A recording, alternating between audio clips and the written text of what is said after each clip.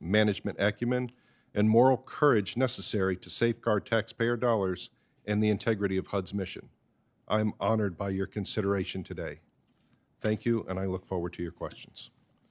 Thank you very much. I'll start our round of questions. We each get 5 minutes to ask questions, and then we'll try to stay as tight as possible. Dr. Phelan, one of the questions I have is about the correlation between the regulatory burdens that a government places on the American people and the impact that has on inflation.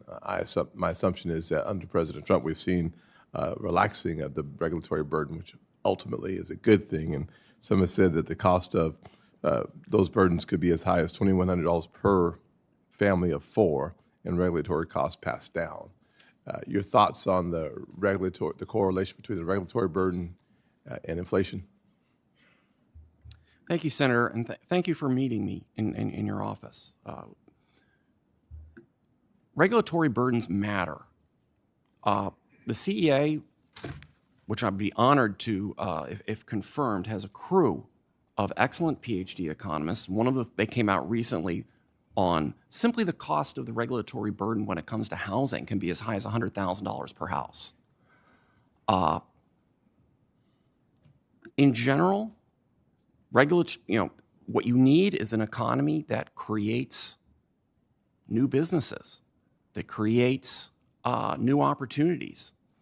And having to go through red tape is quantitatively a significant burden to doing so. And it can separate an economy like ours versus an economy in other countries. One of the things I like to say is the most innovative companies in the world, NVIDIA, SpaceX, Tesla,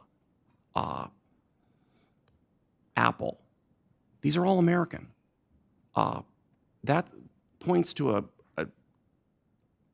severe advantage that the United States has. And it can be made better through deregulation, as this administration is doing.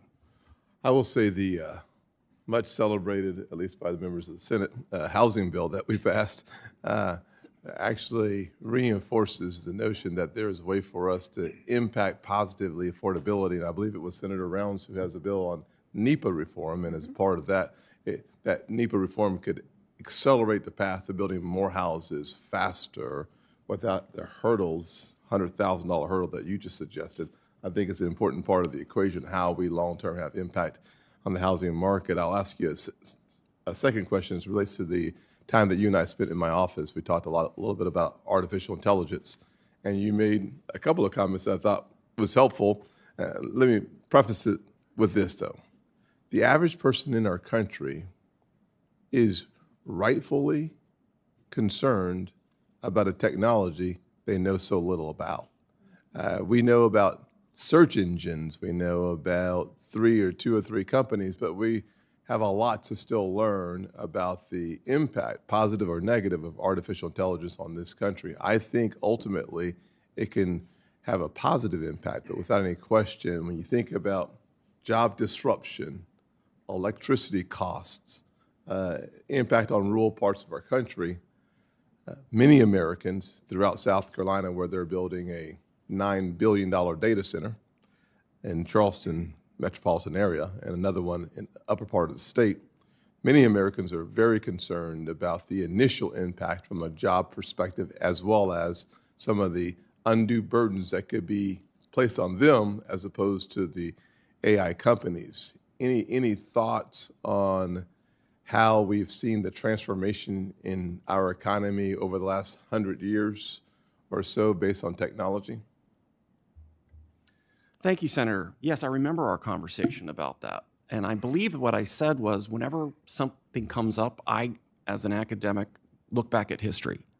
And that the history of technological innovation, we used to have 80% of the people working on the farm in this country just to keep the rest of us from dying from caloric deprivation. Now it's about 1 to 2%, and that was due to productivity gains. There used to be entire job classifications associated with connecting a phone from one person to another. This ability, so AI I see as a very promising technology, but it to me, it falls within what we have seen before, and the technological improvements that we've seen before allow us to have the economy that we have. Thank you. I will say to Senator Lummis, I no longer suffer from caloric deprivation. Appreciate the comment, though. Senator Warren. Thank you, Mr. Chairman. So, Dr. Phelan, if you are confirmed, your job would be to advise President Trump on economic policy. The Council of Economic Advisors is, quote, charged with offering the president objective economic advice, not political advice, objective economic advice. So let's go through a few objective facts. Americans are spending more on everything from gas to groceries. Prices are rising faster than paychecks. And Trump's one big beautiful bill rips away health care coverage for 15 million people in order to pay for tax cuts for billionaires and giant corporations, and it adds $4.7 trillion to the national debt. And that is why we need someone who will tell the truth about the economy and not just say whatever it is the president wants them to say. So you have a PhD in economics from a very prestigious university. You've been a professor for nearly 30 years. You've taught thousands of students by this point. On paper, you look like someone who should be able to provide objective advice. So I have some questions, and quite frankly, I hope they are really easy questions for you. President Trump promised to bring prices down on, quote, day one. Is headline inflation higher today than it was in February 2025? Thank you, Senator. Headline inflation now is certainly lower than it was during the Biden administration. I'm sorry. Come on, let's not play this game. You heard my question.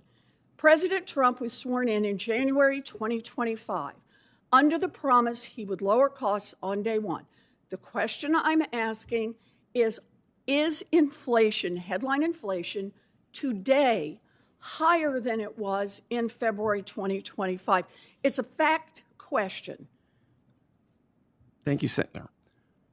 There's a reason economists tend to focus on core inflation, and that is because food and energy is quite volatile. Okay, can core you give inflation me is the lower answer? than when President Can Trump you took give office. me, we'll do core.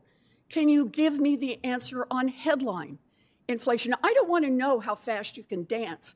I want to know if you can answer simple, factual questions. That's all I'm looking for here.